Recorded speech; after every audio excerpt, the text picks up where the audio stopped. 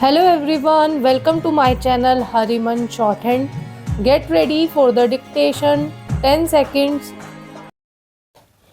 Shri Rahul Sripat further submitted that when a delegate is empowered by Parliament to enact a policy and to issue directions which have a statutory force, and when the delegatee issues such guidelines having statutory force, such guidelines have to be read as supplement to the provisions of 1949 Act.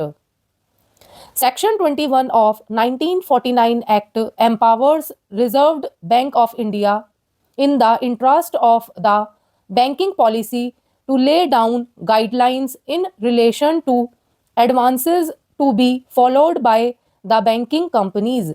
Thus, the guidelines are issued by the RBI for classification of NPA from time to time as a restructuring measure in order to avoid setbacks in the banking system. The NPAs do not generate interest and are account receivables.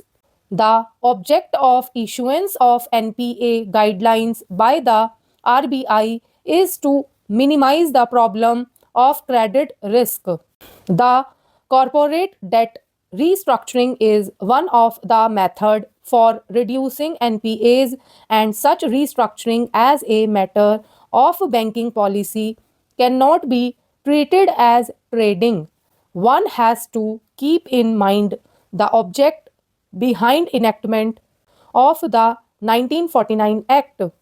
The said guidelines are a part of credit appraisal mechanism dealing in NPAs as part of the credit appraisal mechanism and as a part of restructuring mechanism falls within section 21 read with section 35A of the 1949 Act. The obligations under a contract cannot be assigned except with the consent of the promises, and when such consent is given, it is really a novation resulting in substitution of liabilities.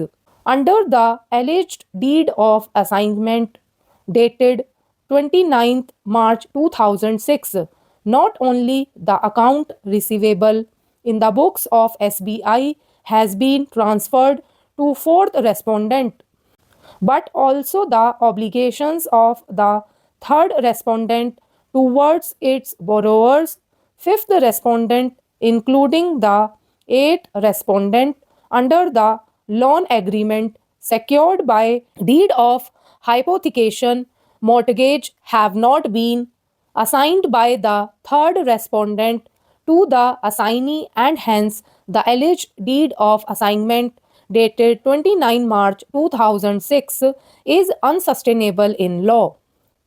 It has been submitted that no proper stamp duty as payable in the state of UP has been paid over the alleged assignment deed when the same is used to enforce rights over the immovable properties situated in the state of UP, and before the said alleged deed of assignment is to be considered and taken as a valid document. The same is required to be impounded, and the deficit stamp duty is to be recovered from the party concerned in terms of the provisions contained in the Indian Stamp Act and other laws in force for the time being. The substitution application filed on behalf of fourth respondent was not maintainable, and the third respondent could not be substituted.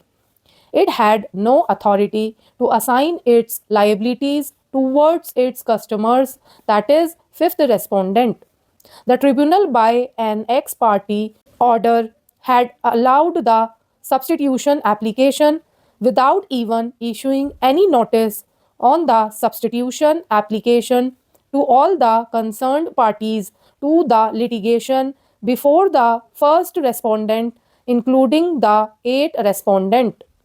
Moreover, the assignment of debt is not the mode of banking business, and the private respondents cannot be termed as borrower for recovery under the Act number 51 of 1993 Act before the first respondent.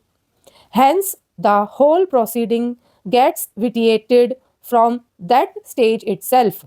The deed of assignment dated 14th August 2008 is invalid and illegal, and the same was executed without paying proper stamp duty as applicable in the state of UP.